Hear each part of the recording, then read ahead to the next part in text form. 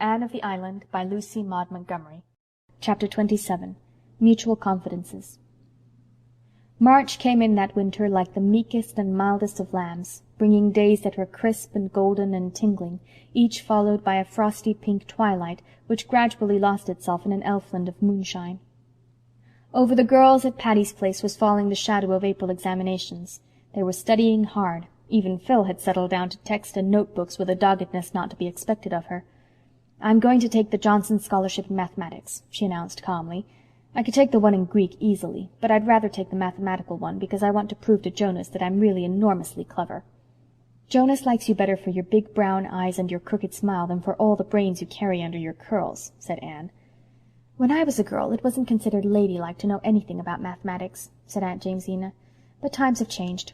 I don't know that it's all for the better. Can you cook, Phil?" "No, I never cooked anything in my life except a gingerbread, and it was a failure. Flat in the middle and hilly round the edges. You know the kind. But, Auntie, when I begin in good earnest to learn to cook, don't you think the brains that enable me to win a mathematical scholarship will also enable me to learn cooking just as well?" "Maybe," said Aunt Jamesina cautiously. "I am not decrying the higher education of women. My daughter is an M.A. She can cook, too, but I taught her to cook before I let a college professor teach her mathematics." In mid-March came a letter from Miss Patty Spofford, saying that she and Miss Maria had decided to remain abroad for another year. "So you may have Patty's Place next winter, too," she wrote. "Maria and I are going to run over Egypt. I want to see the Sphinx once before I die." "Fancy those two dames running over Egypt. I wonder if they'll look up at the Sphinx and knit," laughed Priscilla. "I'm so glad we can keep Patty's Place for another year," said Stella. "I was afraid they'd come back, and then our jolly little nest here would be broken up, and we poor callow nestlings thrown out on the cruel world of boarding-houses again." "I'm off for a tramp in the park," announced Phil, tossing her book aside. "I think when I'm 80 I'll be glad I went for a walk in the park tonight." "What do you mean?" asked Anne. "Come with me and I'll tell you, honey." They captured in their ramble all the mysteries and magics of a March evening. Very still and mild it was, wrapped in a great, white, brooding silence. A silence which was yet threaded through with many little silvery sounds which you could hear if you hearkened as much with your soul as with your ears. The girls wandered down a long pineland aisle that seemed to lead right out into the heart of a deep red, overflowing winter sunset. "I'd go home and write a poem this blessed minute if only I knew how," declared Phil, pausing in an open space where a rosy light was staining the green tips of the pines. "It's all so wonderful here. This great white stillness, and those dark trees that always seem to be thinking." "The woods were God's first temples," quoted Anne softly. "One can't help feeling reverent and adoring in such a place. I always feel so near him when I walk among the pines." "Anne, I'm the happiest girl in the world," confessed Phil suddenly. "So Mr. Blake has asked you to marry him at last?" said Anne calmly. "Yes, and I sneezed 3 times while he was asking me. Wasn't that horrid? But I said yes almost before he finished. I was so afraid he might change his mind and stop. I'm besottedly happy. I couldn't really believe before that Jonas would ever care for frivolous me." "Phil, you're not really frivolous," said Anne gravely. "Way down underneath that frivolous exterior of yours you've got a dear, loyal, womanly little soul. Why do you hide it so?" "I can't help it, Queen Anne. You are right, I'm not frivolous at heart. But there's a sort of frivolous skin over my soul and I can't take it off. As Mrs. Poyser says, I'd have to be hatched over again and hatched different before I could change it.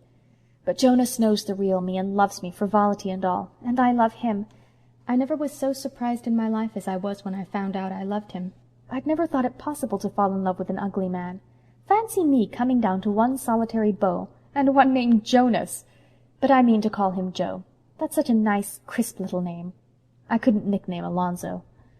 "What about Alec and Alonzo?" "Oh, I told them at Christmas that I never could marry either of them. It seems so funny now to remember that I ever thought it possible that I might.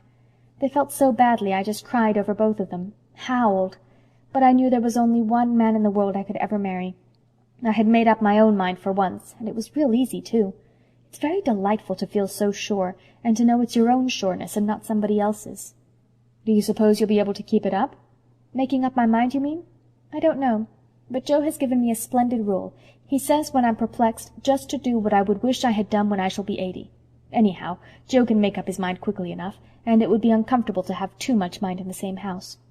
"What will your father and mother say?" "Father won't say much. He thinks everything I do right. But Mother will talk. Oh, her tongue will be as burny as her nose, but in the end it will be all right. You'll have to give up a good many things you've always had when you marry Mr. Blake, Phil. But I'll have him.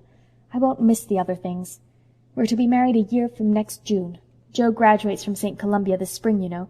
Then he's going to take a little mission church down on Patterson Street in the slums. Fancy me in the slums! But I'd go there or to Greenland's icy mountains with him.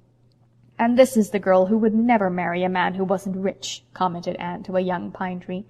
"Oh, don't cast up the follies of my youth to me.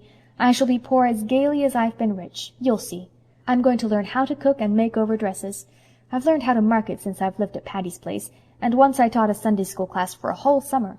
Aunt Jamesina says I'll ruin Joe's career if I marry him, but I won't. I know I haven't much sense or sobriety, but I've got what is ever so much better, the knack of making people like me. There's a man in Bolingbroke who lisps and always testifies in prayer meeting. He says, 'If you can't shine like an electric star, shine like a candlestick.' I'll be Joe's little candlestick." "Phil, you're incorrigible. Well, I love you so much that I can't make nice, light, congratulatory little speeches, but I'm heart glad of your happiness. I know. Those big gray eyes of yours are brimming over with real friendship, Anne. Some day I'll look the same way at you. You're going to marry Roy, aren't you, Anne? My dear Philippa, did you ever hear of the famous Betty Baxter who refused a man before he'd axed her? I am not going to emulate that celebrated lady by either refusing or accepting anyone before he axes me." "All Redmond knows that Roy is crazy about you," said Phil candidly. "And you do love him, don't you, Anne?" I suppose so," said Anne reluctantly. She felt that she ought to be blushing while making such a confession, but she was not. On the other hand, she always blushed hotly when anyone said anything about Gilbert Blythe or Christine Stuart in her hearing. Gilbert Blythe and Christine Stuart were nothing to her, absolutely nothing, but Anne had given up trying to analyze the reason of her blushes. As for Roy, of course she was in love with him, madly so. How could she help it? Was he not her ideal? Who could resist those glorious dark eyes and that pleading voice? Were not half the Redmond girls wildly envious?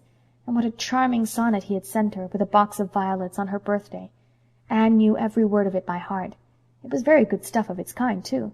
Not exactly up to the level of Keats or Shakespeare, even Anne was not so deeply in love as to think that, but it was very tolerable magazine verse, and it was addressed to her, not to Laura or Beatrice or the Maid of Athens, but to her, Anne Shirley. To be told in rhythmical cadences that her eyes were stars of the morning, that her cheek had the flush it stole from the sunrise, that her lips were redder than the roses of paradise, was thrillingly romantic. Gilbert would never have dreamed of writing a sonnet to her eyebrows, but then Gilbert could see a joke. She had once told Roy a funny story, and he had not seen the point of it. She recalled the chummy laugh she and Gilbert had had together over it, and wondered uneasily if life with a man who had no sense of humor might not be somewhat uninteresting in the long run. But who could expect a melancholy, inscrutable hero to see the humorous side of things? It would be flatly unreasonable. End of Chapter 27.